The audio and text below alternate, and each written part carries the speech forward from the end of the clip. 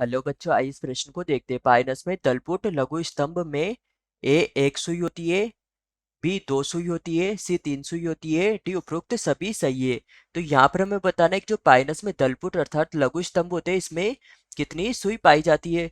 तो यहाँ पर प्रश्न को देखते हुए हमारी मुख्य अवधारणा मुख्य अवधारणा होगी कि पाइनस क्या है।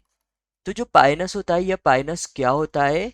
तो पाइनस एक जिम्नो जिम्नोस्पर्म होता है जिसे अनावृत बीज भी कहा जाता है, क्योंकि जो इनके बीज होते हैं, इन बीज पर किसी भी प्रकार का जो आवरण होता है, ये आवरण नहीं पाया जाता है। इस कारण से इसे अनावृत बीज कहते हैं। यहाँ पर प्रश्न ने हमसे पूछा था कि पाइनस में तलपुट लघु स्तंभ में क्या होती है। तो जो ये पाइनस का जो पादप होता है, इस पाइनस की जो पत्तियां होती है, इस पाइनस की पत्तियों को ही सुई कहा जाता है। यहाँ पर जो ये सुई है, यह सुई पाइनस की पत्तियों के लिए कहा गया है, तथा इनकी जो पाइनस की पत्तियां होती है इन्हें सुई कहा जाता है क्योंकि यह हरी होती है तथा लंबी होती है वह इनकी जो संरचना होती है यह सुई के समान होती है। इस कारण से इन्हें सुई भी कहा जाता है। तथा जो यह पत्तियां होती है, यह पाइनस की पाइनस की पत्तियां होती है। यह पाइनस की पत्तियां बोने अंकुर बोने अंकुर के शीर्ष पर शीर्ष पर उपस्थित होती है।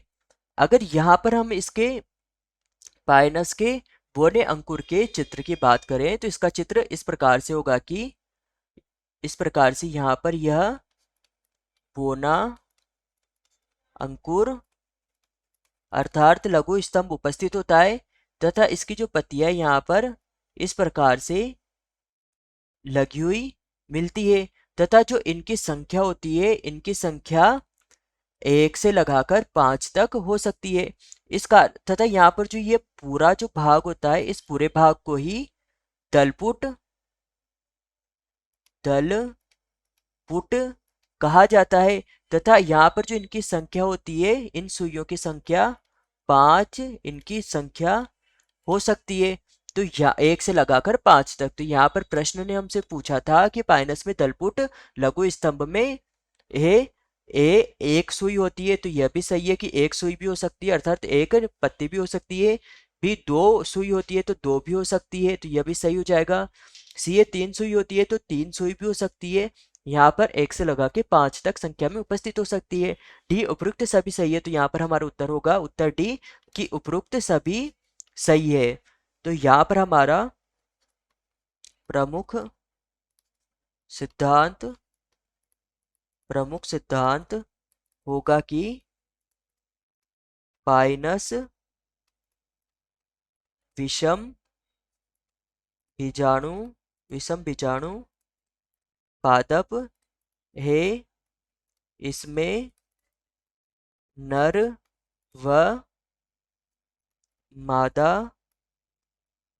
शंकु का निर्माण होता है। यहाँ पर जो नर शंकु होता है, इसमें लघु बीजाणु व मादा शंकु में गुरु बीजाणु का निर्माण होता है। तो आशा है कि आप इसे अच्छी तरह समझ गए होंगे। धन्यवाद।